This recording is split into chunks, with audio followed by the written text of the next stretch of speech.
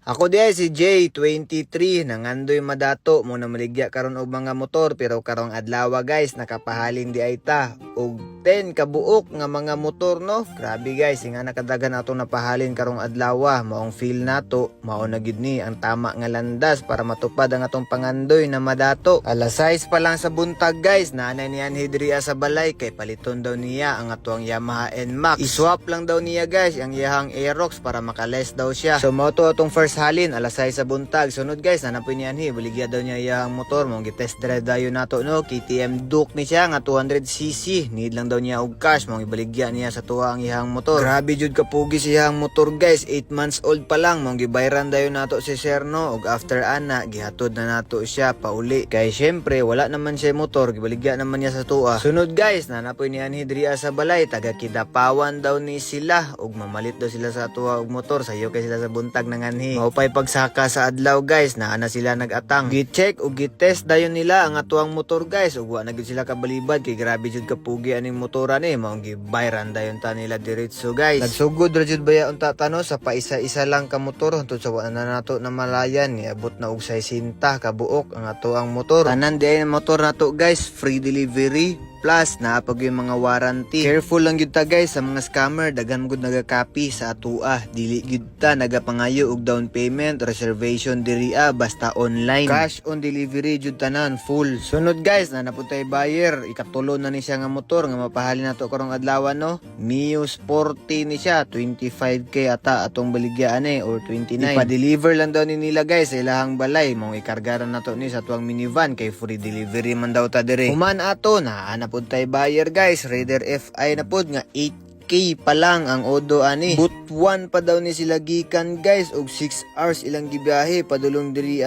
para mamalit lang sa tuwa og motor. Salamat jud kayo no sa inyong pagsalig sa tuwang gamay nga negosyo kay gidayo gyud ta sa mga lagyo nato nga buyer. Human ato guys na napuntay buyer, Mio Sporty na pud ni siya. Amo day ning tag 25k nato guys nga Mio Sporty. Kargara daw ni nila guys sa ilang sakyanan kay naa sila sariling sakyanan guys, di na daw nila ipa-deliver sa tuwa. Sunod guys na napuntay buyer, ika-6 na ni siya nato nga buyer no. KTM Duke ang iyang naangayan. Mao di ni guys ang atong nakuha lang bag-ura kaganina. Bag-ura jud kay nato ni nakuha no. Gibayaran nato si Sir ganina tas gihatod nato silahang balay tas karon na natay buyer. Gi-test drive dayon ni Sir guys ang atong pugi kaayo nga KTM Duke. Months old pa lang siya. Nagsinaw-sinaw pa gyud siya guys. Gibayaran dayon taan ni guys nila ma'am kay grabe jud kapugi sa motor. Si Tonton di ay guys ang nag-receive sa payment kay medyo busy pa ta dito ang side. Sunod guys na naputay bagong abot Honda Click nga grabe kapugi pero maulagi na napuntay buyer guys nagatang tuwara si Sir paliton daw niya diretso. Maupay pag-abot ani diriya guys, wala pay 5 minutes gipalit dayon ni Sir Gcash iyang gibayad. Sunod guys, Raider Carb iswap gyapon niya sa kapwa niya Raider Carb pero mas latest nga model. Add lang sila ani gamay nga cash kay same raman sila Raider Carb. Mag-upgrade jud daw sila og mas latest nga model sa Raider Carb. Sunod guys, ang ika-9 nga motor nga mapahalin nato karong adlaw kay kining Honda ADV nga 160. Grabe jud ang kalipay ni Sir sa kayaning bag-o niya karon nga motor. Honda ADV 160 ni siya guys, 100k kapin ang atong baligyan Ibang transfer lang daw nila no, BDO to BDO. Duha ni sila kabuok guys, nagsabay ana nga time. Aerox pod nga Yamaha ang gipili ni Sir no, gibayran dayon ta niya guys ug mao ni si Sir ang atuang buyer. Salamat jud kaayo sa inyong pagsalig ug pagsuporta sa tong gamay nga negosyo. Nagapalit sad ta og motor guys, basig na kay baligya diha nga motor, PM na sa page James Carmoto.